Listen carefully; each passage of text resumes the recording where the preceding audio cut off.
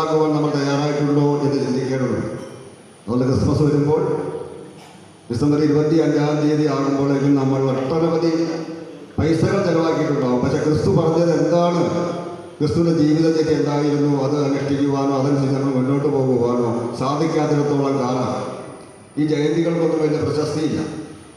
നമ്മെ സംബന്ധിച്ച് നമ്മുടെ രാഷ്ട്രപിതാവ് ഈ രാജ്യത്തിന് വേണ്ടി അദ്ദേഹത്തിൻ്റെ ജീവനും അതുപോലെ അദ്ദേഹത്തിൻ്റെ മുഴുവൻ ഇതും നഷ്ടപ്പെടുത്തിയ ഒരു വ്യക്തിയാണ്. നമ്മൾക്കിന്ന് ഇതുപോലെ നിന്ന് ആരെയും എന്തും പറയുവാനുള്ള സ്വാതന്ത്ര്യം നേടിത്തന്നത് അദ്ദേഹത്തിൻ്റെ ഒട്ടനവധി ത്യാഗങ്ങളുടെ ഫലമായിട്ടാണ്.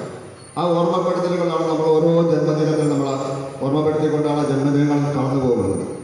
പക്ഷേ എന്നെ സംബന്ധിച്ചാൽ ഞാൻ നിങ്ങൾക്കോട് പറയുവാനുള്ളത്, നമ്മൾ ഓരോ ജയന്തിയിലും പങ്കെടുക്കുമ്പോൾ അതിൻ്റെ ഒരു ചെറിയ തരിയെങ്കിലും നമ്മുടെ ജീവിതത്തിൽ കൊണ്ടുവരുമെന്ന് ഒരു പ്രതിജ്ഞ എടുത്തിട്ട് വേണം നമ്മൾ ഈ ലോകത്തിൽ നിന്ന് പിരിഞ്ഞു പോകുക.